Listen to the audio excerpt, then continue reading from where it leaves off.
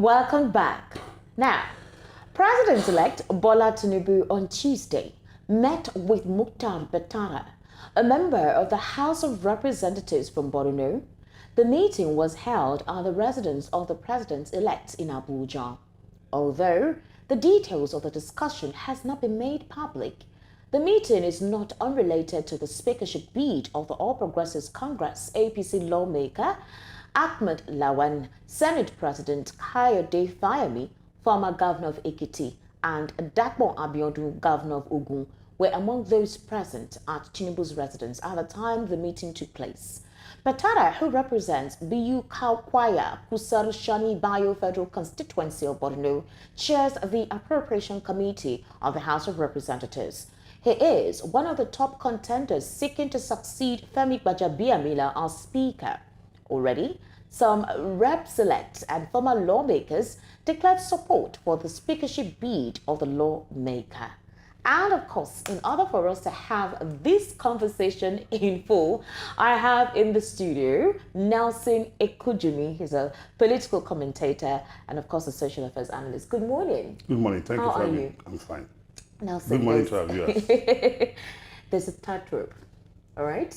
There's a race to the 10th Senate, to be the leader of the 10th Senate, that is. And it happens to be that in one of the responses Bola Tinubu gave to the press when he was being interviewed while he arrived 2 days ago, he said that he needed to consult. And one of the strong things to do too was to meet with the National Working Committee, whereby they get to see how they can go about getting a speakership bid, someone who would represent the 10th Senate, and they will not have what was repeated in 2015. The question now we're asking is, there have been called for the zoning process to either come from the southeast or from the south-south rather than the north or north-central. But the first thing, or the first contender he met with is Betara, and Betara is from basically a major aspect of the north. What's your take on that? Well, thank you very much. The fact of the matter is that democracy is about negotiations, discussions, debates and what have you. It's about intellectual, activity. Okay. So if somebody who is aspiring for a position decides to go to places to talk to people that will aid his ambition, I'm home and dry with it. That's the right thing to do. It's about, lobbying people, talking to people that look, I'm the best person for this job. But don't also forget that the speakership of the House of Representatives will not be determined by just one man or one contact. The party has to sit down and look at, the various factors that has helped the party, come up tops at the elections. Okay. And so many other factors will be taken into consideration. Then the party will decide based on the consensus arrangement of the major stakeholders on the party. Because don't forget, the party that normally produces the speakership and the Senate president is usually the party with the majority in the House, until we had a change in 2015. So if the man from Borno, in his wisdom, because the president-elect has arrived in the country and he is now receiving people from left, center, and middle, I don't see anything wrong in that. It's part of what democracy is all about. That is why we tell people democracy is about you lobbying people, you familiarizing yourself, with those that matters, that will help your ambition. So I don't have any problem with what he has done. Now, interestingly, critics have said that it will not be a good thing this time around, whereby you have the leadership of the 10th Senate having to be from the north and also having to be from a particular religious background. And others are saying, okay, yes, this is one of the top jobs, in as much as we have a lot of contenders jostling for that seat, but it should be about competence and experience, and that should be the basis, or should form the basis of the plum job. But if we look at the 1999 Constitution as amended, which provides for a bicameral legislature All right. The legislative powers of the Federal Republic of Nigeria shall be vested in a National Assembly for the Federation, which shall consist of a Senate and a House of Representatives. Now, in the Senate Standing Order 3, Rule 2 of the Senate Standing Orders 2022 as amended, all right, it said it provides that the nomination of presiding officers and appointments of principal officers and other officers of the Senate shall be by the ranking of senators. So senators returning based on the number of times re-elected, senators who have been members of the House of Representatives, senators elected as senators for the first time. So there's a process. So it's either experience a number of years or tenure spent in the House that will determine who will be qualified to become a Senate president. So what if from other regions, right, we do not have those who have stayed for that number of years or for that number of tenure in terms of experience and being long in the House? What if it's coming from a particular region, and that region is what a lot of people are disposing and saying, no, it shouldn't be like that? Well, first and foremost, I think the issue about religion has been thoroughly trashed in the last election. Whoever still wants to hang on to that, for me, as a Nigerian, I wish him or her good luck. Okay. Then, with regards to the rules of the House, the rules of the House is not cast in gold. Okay. You know, the major thing about, the rules of the House is that it must not in any way violate the provisions of the Constitution. That whoever will be a member, whoever will be the presiding officer or principal officers of the House must be an elected member. So if that provision has been fulfilled, whatever other rules guiding the conduct of the House, so long as it does not conflict with the Constitution, it goes. The Senate Standing Order. Yes, it's the standing order of the Senate. It does not mean that order cannot be amended or cannot be waived. Don't forget, in 2015, we had a deputy Senate president who did not belong to the ruling party. That was against the rules of the House. The rules of the House is that the party with majority will produce the president and the deputy president and the deputy Senate president, as well as the speaker and the deputy speaker. Mm-hmm. What is usually reserved for the opposition or the party that is not in majority is the minority leader, or another position. So if that is why I'm saying the rules of the House, as much as we understand, we know it is not cast in gold. We know there are several factors that will come to play when it comes to electing the leadership of the National Assembly. Don't forget, the party as a body will take a stance, and in taking that stance, the party itself will now go around, nominate or delegate its members in the House to go and lobby other members.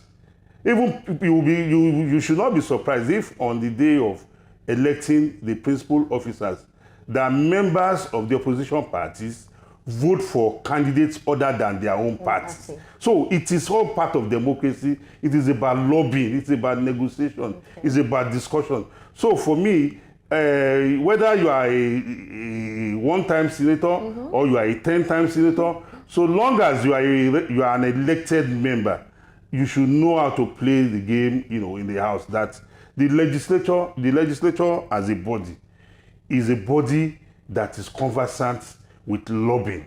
That people have to be talked to, people have to be convinced with facts, to see them. Okay, so for now, the All Progressives Congress has about 54 seats in the House. The People's Democratic has, 27. The Labour Party has 6. The New Nigeria People's Party has 2 seats, and the SDP has 2 seats as well, including YPP 1 and the All Progressives Grand Alliance having 1.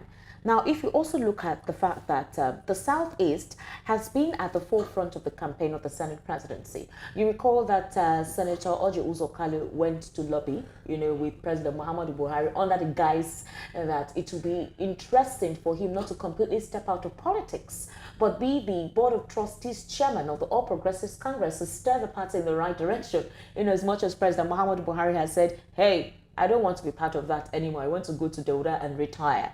Now, we now have a situation where Orji Uzor, Senator David Umahi, they are insisting that the position must be zoned to the region. Osita Isunaso returns to the Senate and is older or will be the longest serving senator from the Southeast and South-South in the chamber. These are strong contenders for the seat. Now, for other critics, Orji Uzor has a past, or would I say a record that seems to be faulty, and a lot of persons are saying we don't want to resonate with that. But what about David Umahi, Osita Isunaso?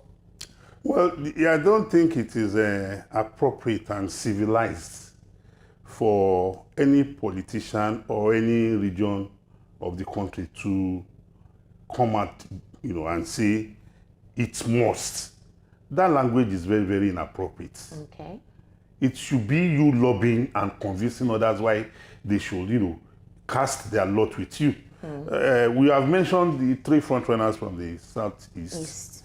And don't forget, we also have people from the South. We have a senator, Godswill Akpabio too, yeah. We also have those who are clamoring that the North East, because of what the Northeast, That's ABC Pauchi, Senator Abdul Aziz. Yes, because of what how the party fortune, was very good from the Northeast in terms of the votes they garnered. And like I always say, as an individual, whoever does not bring anything to the table does not deserve, a part of the meal. Even the Bible says the hand that does not work should not eat. So if you are clamoring that you deserve, to be given A, B, C, the question should be, when we were preparing the meal, what was your contribution? Oh, you want other people to go and labor and slave to prepare the meal, and you sit down, you want to, reap the same benefit as them. No, I don't agree with that. So any person, jostling for that position now, it is for them, or where they come from, to go and start lobbying other, people from other regions of the country, because the National Assembly is not people by, representatives from only a part of the country. We have a country of 36 states and the Federal Capital Territory, Abuja. So if you believe you have done well with regards to your contributions to the party, it is for you to go around showing your scorecard, showing your potentials, what you can offer, and, let the people decide. All right, because Betara was the first person he was in a closed door meet for the most part of yesterday afternoon. Is he the anointed candidate? Is there a similar perception that could be his preference? Well, I don't know, because you know very well that I don't speak for Bola Ahmed Tinubu. My name is Nelson Ekudi. So whether he's the anointed candidate or not. Why with him first? Why with Betara first? That's the question. There's always a first person to get to somewhere. You are in an office here today. There was a first person to get to the office this morning. So if Betara, even the Bible says the first, shall be the last, or how did he put it? So the mere fact that he was the first to go there and, maybe intimate, we don't even know. Because all these things we are saying are insinuations. You don't have details of the meeting. Right now, we have information that the national chairman of the party was there. Yes. Governors have been going there, former senators. So are you going to say those that went there earlier went there to lobby for a position or what? So the president-elect, as it is now, is receiving visitors. So Betara is one of those who went there. Whether Betara discussed his ambition with him, that's another cup of tea. And even if he did, I don't see anything wrong in that, Okay. So for me, I don't see any wrong that has been committed. I don't see any anointing that has been done by somebody being the first person to get, to meet the president-elect. Okay, so interestingly though, Betara seemed to have a better chance of meeting the president-elect so soon. You've heard David Umahi, you've also heard, what's his name, Godswill Akpabio. In fact, Godswill Akpabio recently said that he believes that he has a better chance and a stronger opportunity to clinch, that seat. You also have David Umahi saying, okay, I also think I have a stronger and better chance to clinch that seat. Now, we thought the expectations that President-elect may have met with these famous individuals who threw their hearts in the ring immediately after the governorship elections were conducted. The next phase was for the Senate speakership, the Senate and the speakership, right? So we had Orji Uzor immediately vehemently put his hat in the ring. We saw David Umahi, we saw Godswill Akpabio. These were individuals who started putting their hat in the ring. what exactly is this some form of alliance? You know, when Tinubu was campaigning, he made promises. Could this be part of the promises he made?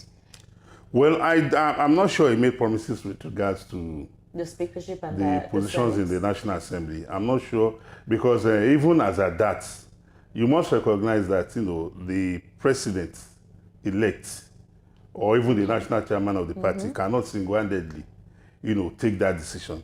And don't forget, when the president-elect came, he said he was going to consult, you know.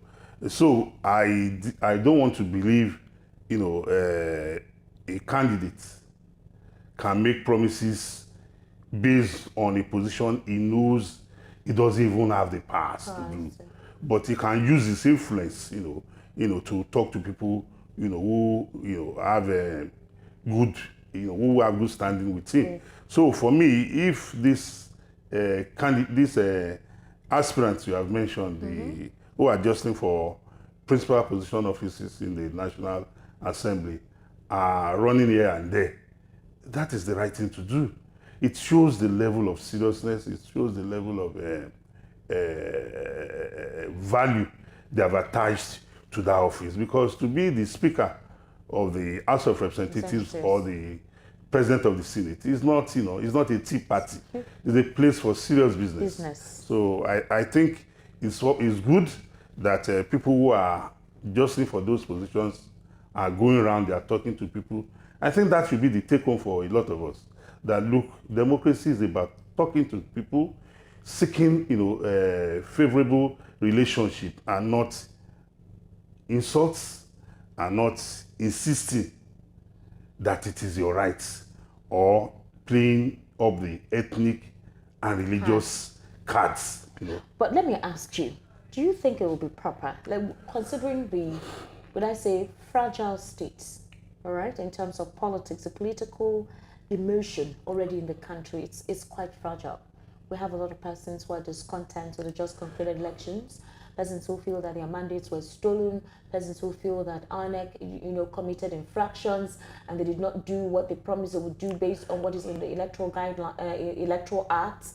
So right now the polity is tensed. Do you think it will be proper though for the Senate president and the speakership to be just like how the APC's presidential and vice presidential ticket run?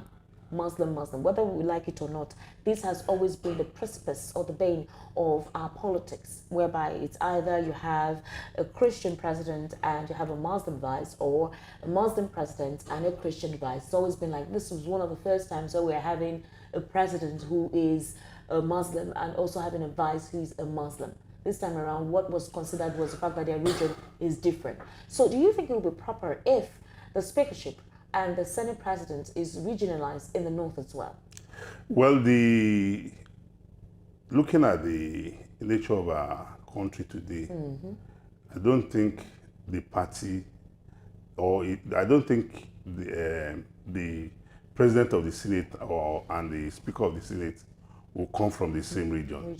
If you look at the last dispensation, it had not been so. You talked about people who claim their mandate has been stolen. If you claim your mandate has been stolen, you must prove with facts and not word of mouth. They're already in court. Yes. So they should stop disturbing they have facts. Yes, let them go and avail the courts. Okay. So I get sick and tired when people try to behave as if this is the first time we're having elections and we're having people who are disgruntled. We have had people who have been disgruntled with the outcome of elections since time immemorial. Somebody said that INEC did not fulfill its own part of the bargain. Go and read the Electoral Act. INEC complied with the provisions of somebody who is claiming that the results were not uploaded on the IREV. Ask him, hold on. I'm the guest here. Yeah. I'm the one to. I'm holding on now. Yes. Continue. At the polling units, every party has an agent according to law. If you don't send an agent to the polling unit, that's your cup of tea. The polling unit agent had a copy of the result. Go and ask those parties that are claiming that they have been, rigged, that the results with them, does it tally with what was uploaded on the IREV? I belong to a civil society organization. I coordinated it. We deployed over 150 observers, and we have had interactions with other observers from other groups. And they have told us that all the results they have, documentarily. Because when you go to the tribunal, you are not going to present the IRF. The IRF is not in your custody. But let's not digress. The reason why these infractions are stated was on November 2022, the INEC chair said that results will be uploaded. In fact, he doused any speculation or doubt concerning the functionality of the IRF portal and what it intends to do, which is to create a sense of transparency where Nigerians can monitor how the election results are coming up. Wait, hold on. Which transparency do you want again? I was an observer. Okay. I was at the polling station. There were other observers. There were party agents. There were voters. There were security agents. We conducted an election. Every one of those are ascribed to have a copy of the result by law, got it. And who were those? The presiding officer was to sign. The party agents were to countersign. Then copies of the results were given to the party agents. Okay. From polling unit level to ward level to local government level to state levels. So what transparency can be more than that? So the transparency. If it does not come on the IRF, it means it has been compromised. A lot of people will not agree from your perspective. They shouldn't. They will not agree. They will not settle with you on that. This is not the topic of. Yes, I agree. So what I'm saying is that I don't think with the way we are today, because of the interest of justice and like it has been, it will be almost impossible for the Senate President and the Speaker of the House to come from the same region. Don't forget, in the last this dispensation that is winding down, the Senate President is from the Northeast, while the Speaker of the House of Representatives is from the Southwest. Just like the President is from the Northwest, while the Vice President is from the Southwest. So there's that balancing. Whether you are now looking at religion, I won't know. Because I, for one, if I have my way, I want religion to be cancelled. Okay. Because the level of... You just saw what happened in Kenya. Over 95 corpses. Somebody who told people to go and starve to death to meet Jesus. Meanwhile, the man who is telling them to go and starve, he is alive. He's not starving. Okay, yes, I watched it. A lot of the bodies were children. Let's look at this. Tinubu's support group, all right, has asked the All Progressives Congress to nominate Betara. That's the Borno rep as speaker. Now, including other, former House of Representative members. What do you think? Did you think this will influence whatever processing is already on ground, towards from the president-elect, in considering whom can be strongly considered to become the Senate president? There are factors that the party has already put in place. Okay. And as we speak, I'm sure that consultations are ongoing in that regard. Right. So groups, persons speaking for aspirants could also help, raise their status, because a lot of times I'm a social scientist, and one thing I'm conscious of is that the voice of the people is the voice of God. It is what we say that people in government listen to, people in positions of authority. Anybody telling you otherwise is an Alice in Wonderland. Anybody believing that, they will not listen, no, you are making a mistake. Because the people we are talking to are human beings like you and I. They have families, they have friends, they have relations, they have colleagues, they have classmates. So groups coming up with positions supporting, aspirants, that is the beauty of democracy now. Okay. If you, when I was going to get married, my friends went with me on the wedding day. They prostrated for my father-in-law. You can imagine if I was the only one that day, they now say, where are his friends? And I look back and there's nobody. That diminishes my personality. Right. So the same thing is happening. So it shows that some persons buy into the candidature of that candidate, of that aspirant. So it is the beauty of them. Let anybody who believes he has a candidate or an aspirant that he wants to support, let him or her explore the space and start, singing the praise of his candidate. The other three contenders for Senate President, Godswill Akpabio, who is representing Akwa Ibom Northwest, Orji Kalu, Abia North, and Senator Osita Izunaso, Mukhtar Betara too. Do you think that the president-elect could also have a closed-door meeting with these other contenders? Because that was quite a long meeting yesterday. They've not addressed the press. We do not know exactly what the meeting turned out to be, but these has raised speculations, which has set some tongues wagging to say there is a possibility, like an actual possibility of possibly President-elect Chilton or showing some form of support to Betara. The president-elect is a human being. It is natural for him to tilt towards one person and not to the other, you know. And yesterday, those that were claimed to have been at the meeting, I'm not sure they are the ones who are going to decide with the level of support for Betara, or who are going to anoint him. So speculations can continue so long as, you know, people are meeting one another. In fact, we've had situations where somebody's wife was called that they saw the husband, you know, in an hotel with a woman, and the husband was right with the wife in the sitting room, and the wife was like, the same man with me, you have seen him somewhere else.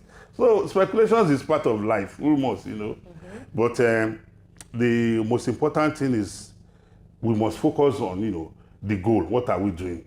So if Betara, in his wisdom, has deemed it fit that, oh, this ambition, let me go and meet the president-elect. Oh, well and good. You recollect the other time the Senator Ojus Okalu went to President Muhammadu Buhari, and people were saying, why should he go to President Muhammadu Buhari and not the president-elect? And I said, until May 29, 2023, President Muhammadu Buhari still remains the leader of the party, the number one person of the party. So Betara holding meetings with people, I don't see why that should raise. Is it proper for the legislative to be consulting with the executive? Oh, absolutely, because executive members of the executive, just, you know, the executive and legislature are intertwined. You know, they exert influence on one another. If as a legislature you have projects, you have demands from your constituency, there's nothing evil in you approaching the executive that, look, this is what my people are doing. That's why you are there to represent them. And as an executive, if there are policies you want to put in place and you need legislative backing, would it be a crime for you to go and lobby the legislators that, look, we want you to pass this law. Look at the benefit of this law to the majority of our people. So for me, if the executive and legislature are working intertwined for the benefit of the mass majority of our people, so be it. Okay, but the party intends to adopt a consensus for this particular two position, you know, and the idea is to avoid a rancorous and a situation where there is rife. And they feel fine, if we're going to have a consensus, let's see, all of you that have put a hat in the ring, let's see how you're going to gain the support, and let's see who comes in first. But again, the question is coming back to the fact that we have had clamors, you know, ever since the elections got concluded, that if we need to balance things out, the correction should be made with the Senate President position and the Speakership position, which will be balancing in terms of whether competence, whether experience, whether tribe, whether religion, but that it should be zoned just like it has always been. The zoning formula should play a major role in who is placed as the Senate President and, of course, Speaker. Well, you and I know very well that the people we are talking about, they don't live in the moon. They are Nigerians and they are conversant with the reality of the Nigerian situation. And one is optimistic that the right thing will be done, because the party that, you know, will produce the Senate President and the Speakership of the House of Representatives is a party made up of Nigerians from across the geopolitical zone. Right. So it's not a party of only one particular zone or one particular religion. So we know very well that, you know, the jostling, you know, that's the beauty of democracy. You see all these activities when it comes to, you know, vying for position. So long as the party itself, in its wisdom, would take a lot of factors into consideration in arriving at a decision, and, you know, just let us just hope for the best. All right. Interestingly, these are independent arms of government: the executive, the legislature, and the judiciary. And the idea is that you don't necessarily have to have the legislative arm being in complete total support of you, because it's a check and balances thing, okay? So must you have the legislative arm tilt towards you? Must you have your own people be more in the legislative arm? Are you not meant to have people who will question whatever initiatives you put in place that does not represent the interests of the people who will criticize whatever motive or motion that you put out there that does not represent the interests of the people? So the question is, if we say it's a democratic process, if we say these arms are independent of each other, must it be that, how do we prevent a situation where we have a legislative arm of government that seems to be a rubber stamp of the executive? I'm yet to see the legislature that is the rubber stamp of the executive. You sure? This particular Senate, this of President Muhammadu Buhari, second term, 2019, It doesn't seem so? Absolutely not. We have seen the president always been at loggerheads with the legislature when it comes to budget matters. Okay. So when people, we should learn to develop our minds that people only see you as being at productive when you're at loggerheads. When they see a wife and the husband tapping each other on the back, putting their hands around their neck, oh, you know how people will say, they'll say the wife has given him, in my own local parlance, they'll say, oh, tifule foje, that the woman has turned the man into, a jellyfish, just because they see him at peace with the wife.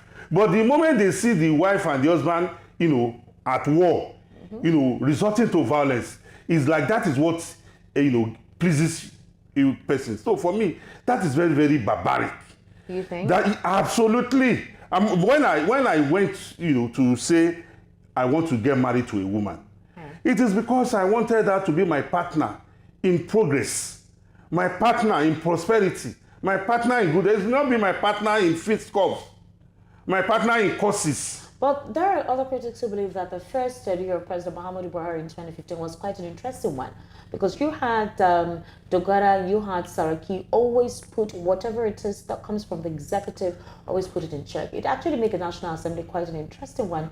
People always looked forward to conversations that would take place in the House, because most of the time Saraki and Dogara did not need to agree with whatever proposition that comes from the executive. Don't you think it would be quite interesting to have that play around this time? I don't want, as a Nigerian, I don't want that type of legislature. A legislature that takes its own interest far and above national interest. You recollect, the Minister for Works came out publicly. The budget for the Lagos-Ibadan Expressway and so many other roads that would have been fixed were truncated by that National Assembly. So it is that type of house, a house that is always at war, that will never see anything good in what is about the interest of the Nigerians.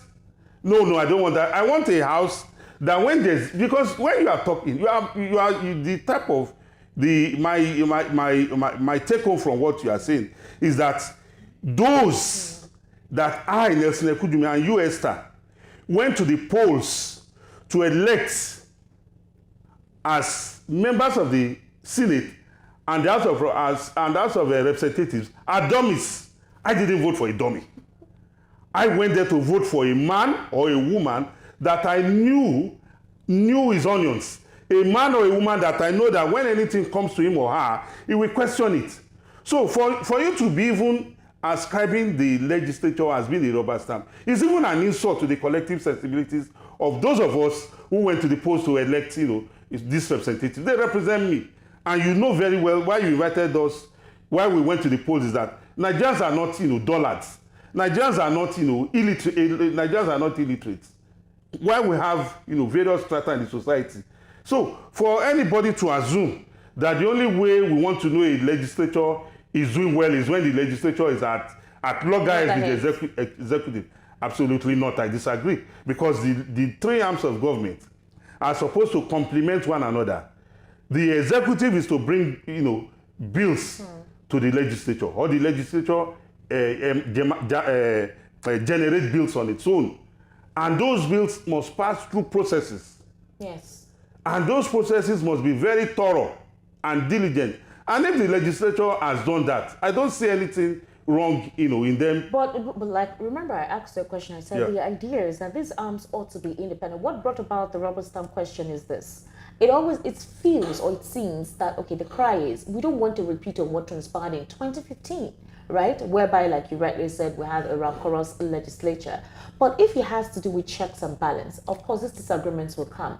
If the executive passes a proposal or a list of nominations for candidates or persons, and they disagree with it, they rightly put it out to the executive and say, no, we disagree with it.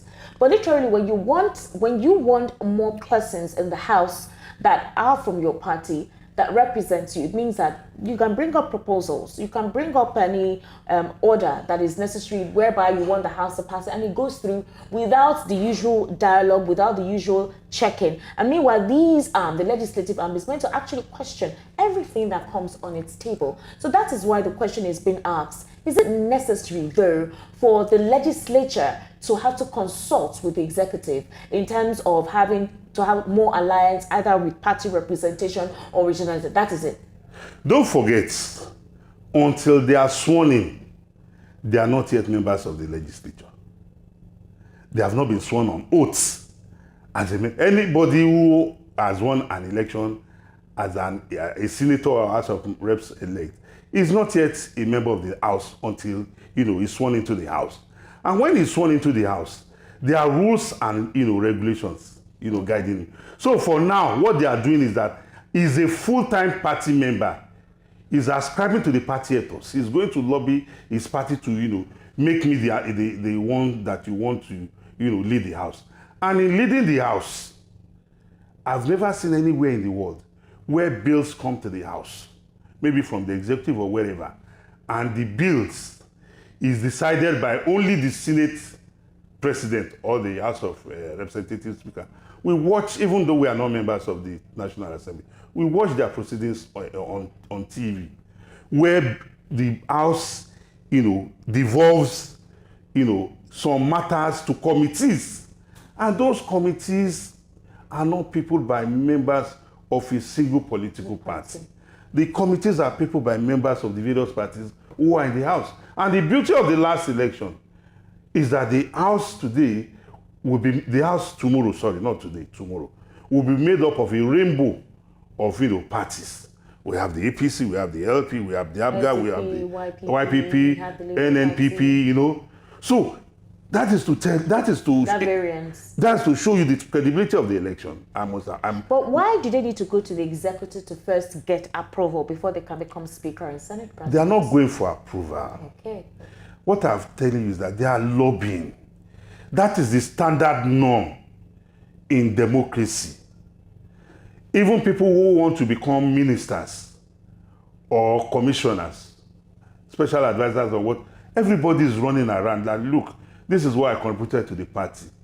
This is where I want to be. It does not mean that at the end of the day, my own personal desire will be met. Some person's desire will be met, some will be disappointed. So that is the beauty of democracy, that it is not about somebody sitting down somewhere and by fiat, anoint or appoint. What if some persons do not go lobby? What if they feel like, oh, I have the expertise, I have the experience, I have the number of years, my region is meant to be the one that, is considered, but I'm not going to go lobby with the president-elect. I'm throwing my hat in the ring and I don't have to go through all of that lobbying process. What then? Well, good luck to such person. But I know that is not in tandem with democracy. And I'm very sure whoever is doing that will get his result at the end of the day. Because the tussle for power is not something you sit down in your house and assume will be given to you a la carte. You struggle for it. You talk to people. But shouldn't they consult more amongst their, fellow representative elect, that is House of Representatives elect, rather than having to consult with the president elect? Oh, absolutely. There is, a journey of 1,000 miles starts with a step. Before you become members of the National Assembly, before you are sworn in, you are inaugurated, you talk to people outside. Mm-hmm. When you get into the House, you talk to your members.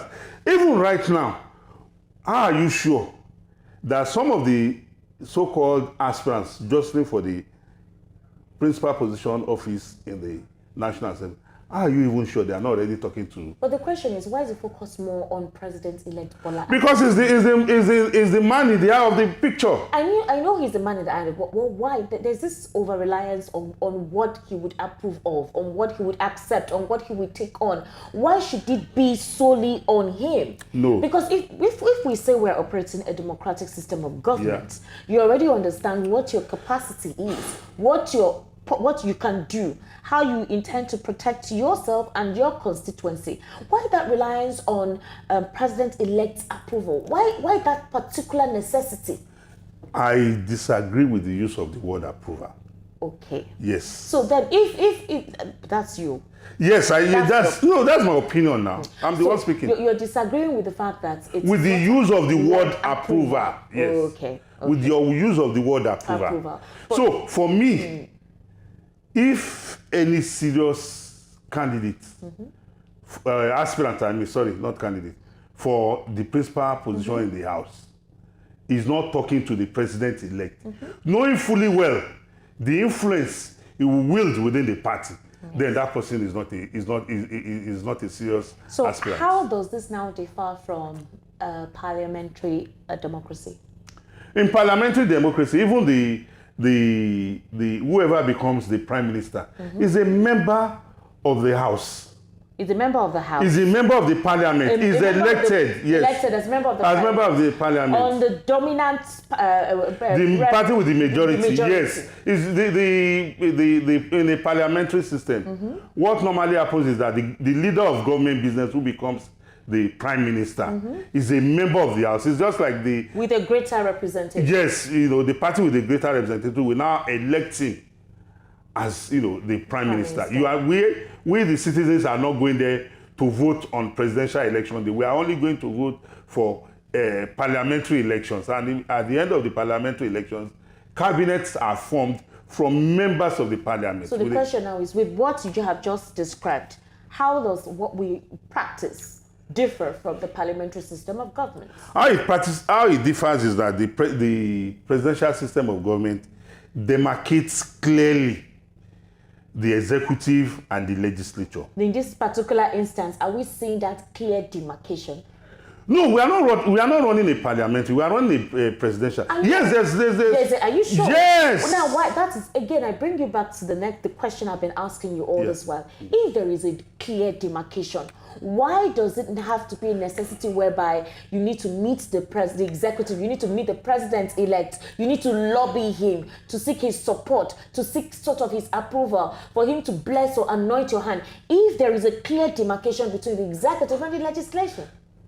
Again, let us get it very clear. In a presidential system of government, the president is elected as an executive member. He's not a member of the parliament.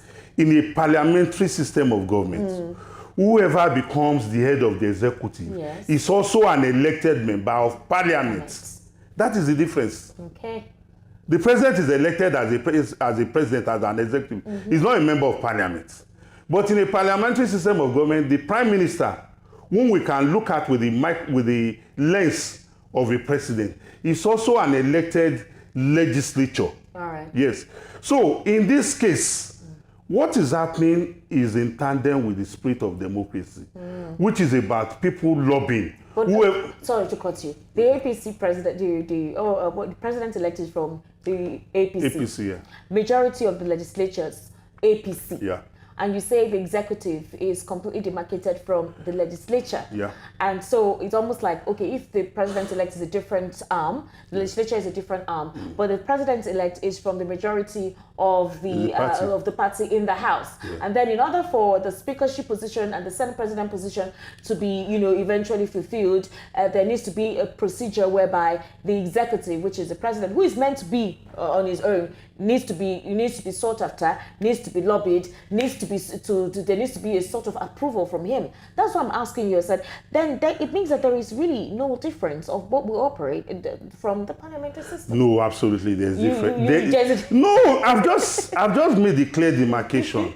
In the presidential, the president is not a member of the legislature. Okay. In the parliamentary, the president or the prime minister is a member of the legislature. Okay. So what we are saying here is that the president because he's not a member of the legislature. Don't forget, for you to be elected a president, it means you wield tremendous influence. You have a lot of goodwill from members of the party.